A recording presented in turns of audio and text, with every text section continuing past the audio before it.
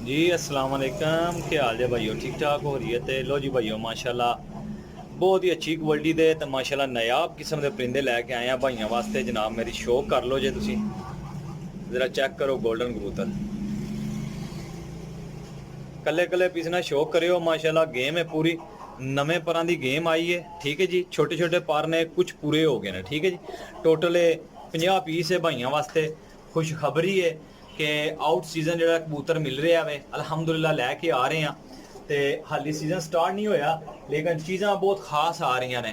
सारे भाई number note कर लो 0307 1539 639 50 कबूतर का शौक कराना है इंशाअल्लाह ताला। जड़ा भाई भी लेगा अल्लाह के हुक्म नाल अच्छे लफ्ज़ां याद करेगा।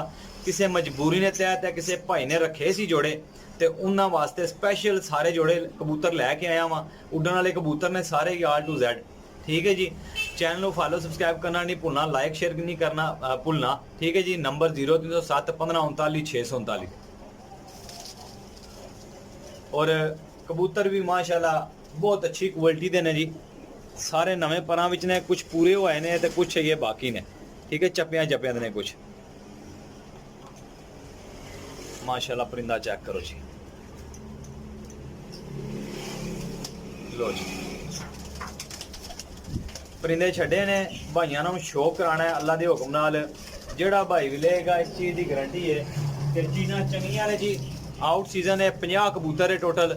हड्डी जोड़ पार कुंदे की बहुत अच्छी गारंटी है जी। यह कबूतर नूं धागा लगे है, धागा खोलो जी, धागा खोलो। माशाल्लाह परिंदे चेक करो अलहमदुलिल्लाह बहुत स्टैंडर्ड दे परिंदे आए जे, बहुत स्टैंडर्ड दे। ते राबता करना नहीं भूलना, लाइक शेयर करना नहीं भूलना जी। ठीक है,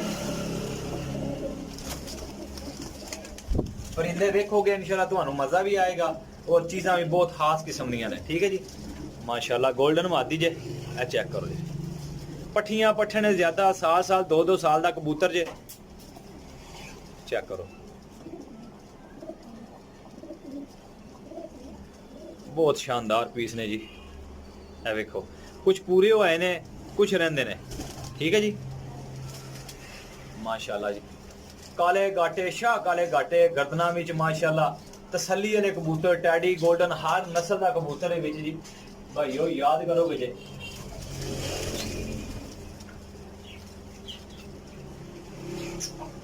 लो जी माशाल्लाह परिंदा चेक करो।